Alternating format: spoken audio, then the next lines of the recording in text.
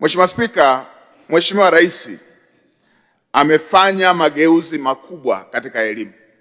Leo hii tunavyoongea na kama ambavyo umetoka kuwasikiliza waheshimiwa mawaziri, tutaanza utekelezaji wa mpango mpya, mitaala mipya ya elimu, ambapo elimu ya lazima ya msingi, elimu ya msingi ya lazima itakuwa miaka 10.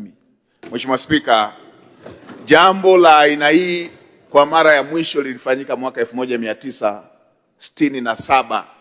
Mageuzi ya aina hii katika elimu yalifanyika kwa mara ya mwisho mwaka 1967.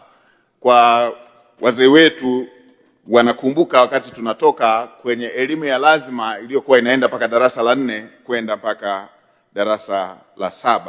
Mheshimiwa Spika, haya ni mageuzi makubwa ambayo hata tusiposema yatakuwepo katika historia kwamba yalifanyika wakati wa uongozi wa Daktari Samia Suluhu Hassan.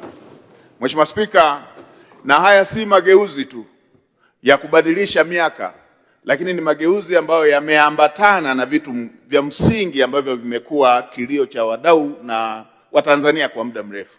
Mheshimiwa Rais amechukua ujasiri bila kujali gharama kuweza kuhakikisha kwamba watoto wa Kitanzania wanapata elimu wanayostahili. Mheshimiwa Spika, maandalizi ya kutekeleza mpango huu mpya yameshafanyika kwa kiwango kikubwa na mengine yataendelea kukamilishwa ili kuweza kuhakikisha kwamba jambo hili kubwa katika nchi yetu linatekelezeka. Mheshimiwa Spika, utakumbuka kwa miaka mingi iliyopita tulikuwa na takriban shule 5 tu ambazo tunaweza tukaziita ni za ufundi. Miaka yote ile tulikuwa tunapambania shule 5, watoto wote wa Kitanzania waende katika shule hizo 5. Mheshimiwa Rais amejenga shule za amali 103 kwa mpigo. 103. Na kwenye hizo 103, 29 ni za kihandisi. Moja kwa moja watoto wanasoma engineering kuanzia katika ngazi hizo.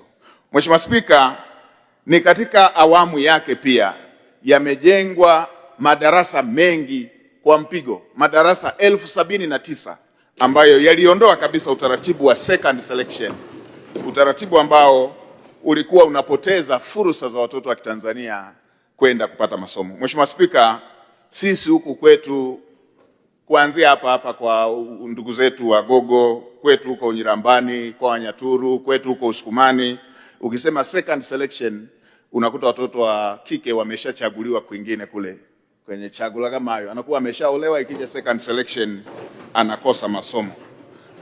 Uwepo wa shule na madarasa ya kutosha unatuhakikishia uwepo wa viongozi miaka ijayo ambao watatengenezwa kupitia fursa hii ya kutokukosa masomo, na hii inaendelea kutuelezea tafsiri halisi ya kazi na utu.